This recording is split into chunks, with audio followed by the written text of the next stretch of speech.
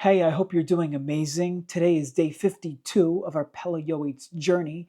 And today, one of the highlights is Mayim Achronim. That's right, Mayim Achronim, the washing of the hands at the end of the meal. A lot of people wash their hands, most people, I would venture to say, wash their hands before the meal, but not as many wash at the end of the meal.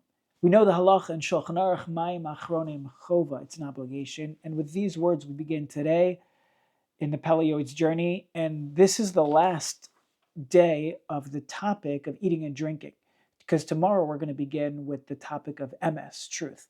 So we're going to close with this. Mayim Achronim Chova, it's an obligation to wash hands at the end of the meal, mi bayis or mi chutz, whether you're home or you're away, b'sheves or v'leches, or even if you're traveling.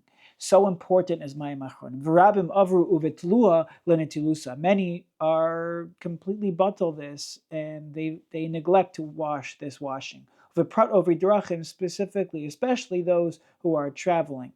V'tzarech lizaher yoser mi mayim rishonim. But, says the Pele Yoeitz, a person should be more careful with Mayim Achronim than Mayim Rishonim.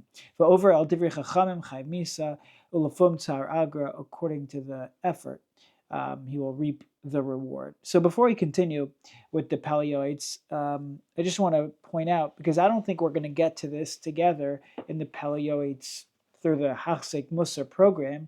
Maybe we will, we'll see. But in the section of Nun, the letter Nun, under Netilas Yadayim, the Pele Yoeitz says some sharp words about Mayim Achronim. I just want to read to you some of them. There's more of an obligatory washing, more so than Netilas Yadayim before the bread, and that is Dainu Netilas Mayim Achronim. That's washing the hands at the end of the meal, which is an obligation. To the point, to the extent that the halacha is that when you're going out to battle, the Gemara in Chulin says you're exempt from washing hands before bread, but still v'chiva b'netilas dayim achronim mishum dechamir sakante. So important and so imperative is Mayim Achronim that even if you're going out to battle, you still have to do Mayim Achronim. V'yaf gam bazman hazeh afilu v'delo sheach melech sodomis v'leka sakante. Even though today, where the idea of melech sodomis, the Sodom salt, is not around, still we should be careful to do it. These are the words of our sages, and we must fulfill that. So it's true, the salt isn't there today to blind physically the person's eyes. However, still conceptually it can blind a person's intellect and seichel and their soul. Because the words of our sages reach to the heavens, and they're sowed, the secret, the depths of them are so incredibly great. And unfortunately, people are mizalzel in this washing. They don't wash Mayim Achronim. So he mentioned the Sod Gadol, the Sod Rama, and I think what he's alluding to is the Zayar in Parshas Truma, Kuf Nun Daled. The Zohar basically says like this, and I'm reading from the Piskei Tshuvos, who in the section of in Siman 181, Kuf Pei Aleph, Dinei Mayim Achronim, he says, Mikol Makom B'Zohar HaKadosh Truma Kuf Nun Daled Amud Beis, and other places, Kasuv Sheyesh Sod Gadol V'Noyer B'Netilas Mayim Achronim. There is this incredibly deep and great secret and lofty secret of washing after the meal, the Mayim Achronim, at the end of the meal. Shebazeh nosim lechitzonim, and it's a difficult concept, but I just want to read it. Shebazeh nosim lechitzonim, when you wash Mayim Achronim, you're giving to the outside forces, to the Sitra Achra, to the Yetzer Hara, you're giving them their portion. You're feeding them their portion. And you're almost like, the mashal that's given is like you're giving a dog a bone. So like now they're okay, and they're not going to bother you as much, right? If you feed a dog a bone, so it's going to worry about its bone, it's not going to come after you.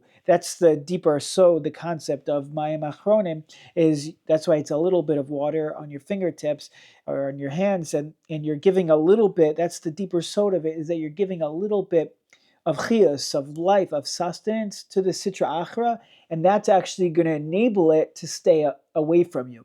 and it will keep you out of harm's way.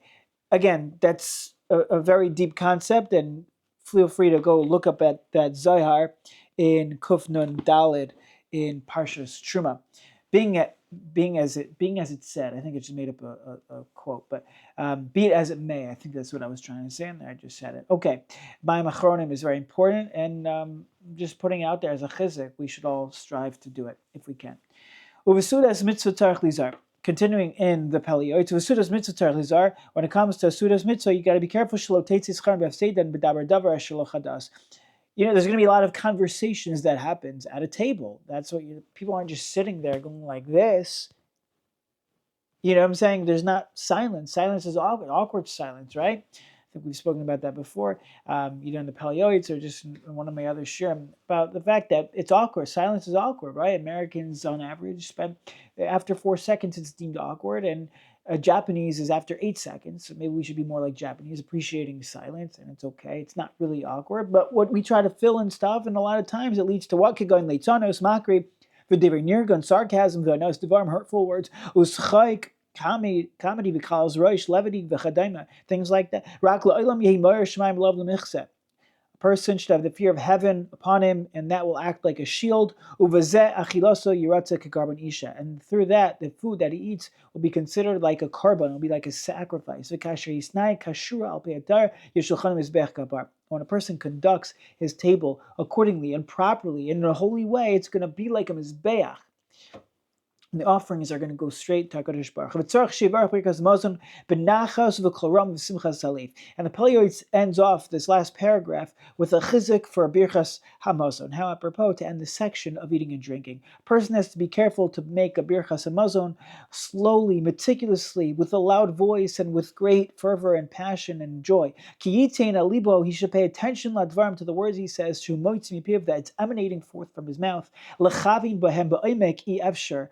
Shalot l'smach, incredible line. When a person has kavana deeply, shalot l'smach, it's impossible that he's not going to rejoice. If a person has real, true intent and kavana, then efshar that he's not going to rejoice. It's going to be a natural progression. He's going to rejoice. According to the Zohar, Yish tzarech gadol v'chaves gavra l'mebed kol tatzli k'dei levarech birchas hamazon b'simcha. A person should do everything he can to recite birchas hamazon with joy. V'hagader hagadol k'dei lechaven sheyevarech beinayim seguros. A good Segulah to do this, says the Pele Yoeitz, is to close one's eyes, or place his eyes below and his heart above. Probably today, if a person can relate and connect and pray in that way, closing his eyes, great. For many of us, it's probably more kedai to actually use a sitter or a birkon or a bencher. Anyways, v'chavin ba'arba brachos keneged arba osios shel shem lashpia shefa brach ba'arba olamos. Realizing there's depths to the brachos that we say, and they correspond to the 4 worlds: the highest, the Atzi, the world of Atzilos, Bria, Yitzira, Nasiya, 4 different worlds.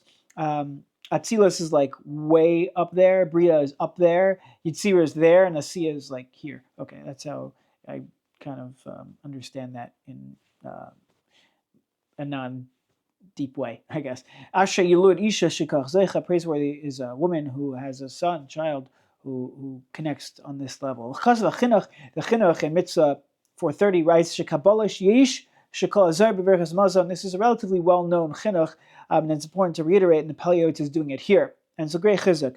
He is a Kabbalah, there's a tradition, Yesh Shekol Azar B'Berchas Mazon. Whoever is careful and meticulous in reciting Birchas Hamazon, mizonosav mitzuyin lo b'chavod kol yimei chayav. His food sustenance will be provided to him in great honor and dignity all the days of his life. You want to know a bona fide Segulah for Parnasa, says the Pele Yoeitz, who's quoting from the Chinuch, Birchas Hamazon. Be careful to recite Birchas Hamazon meticulously with kavana, each word. You're going to create great nachas, HaKadosh Baruch Hu, v'chol ma'asecha l'shem shemaim, and all of your doings will be for the sake of heaven. Rabosai, this concludes the section on eating and drinking, and in the merit of learning this together, all of our eating and drinking, it should be uplifted in the most spiritual way. If you do not wash Mayim Achronim yet, take this as a chizuk to begin washing Mayim Achronim. There's an incredible sod and deep, deep secrets of what it does and what it provides. And with his final message, the Pele Yoeitz says, Birchas HaMazon. There's a Kabbalah, when you recite Birchas HaMazon with proper intent, you're not going to be lacking all the days of your life. Who wants to be lacking? None of us. We all want Shefa and Bracha. Birchas HaMazon is the way to go. Thank you so much. And Mir Hashem, tomorrow we'll continue with the section of truth. All the best. And if you'd like to share this share, if you think others will gain and appreciate, please send it over to them. And if you haven't joined yet our WhatsApp group where we post the share daily every morning between 9 and 10 a.m. Eastern, definitely reach out to me and we'll go ahead and add you.